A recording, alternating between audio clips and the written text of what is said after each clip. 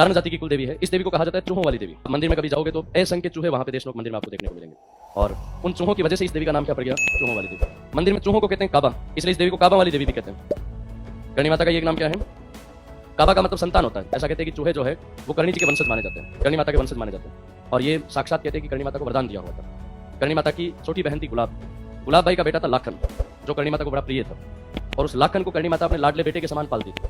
वो लाखन हमेशा करणी माता के साथ रहा करता था, लाखन को खूब लाड प्यार किया करते थे करणी माता।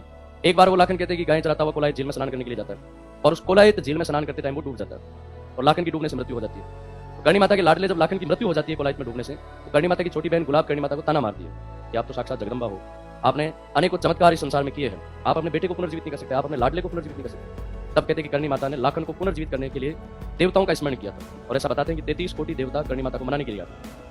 और दुनिया का इकलौता ऐसा उदाहरण होगा कि स्वर्ग लोक से धर्मराज खुद पृथ्वीलोक पे आते हैं और करणी माता के मृत बेटे लाखन को पुनर्जीवित करके जाते हैं। और साथ साथ ये वचन देकर के जाते हैं धर्मराज कि आज के बाद में तुम्हारे वंशज, मतलब करणी माता के पति जो देपाजी है, और देपाजी के जो वंशज हुए थे वो कहलाते देपावत। देशनोक में जो चारण है वो देपावत चारण है। ये वरदान दिया गया था, वचन दिया गया था कि देपावत जो चारण है, जो करणी माता के वंशज माने जाते हैं, उनको मरने के बाद में ना स्वर्ग में जाना पड़ेगा ना नरक में जाना पड़ेगा। देशनोक के चारणों के लिए स्वर्ग नरक का खेल ही नहीं है।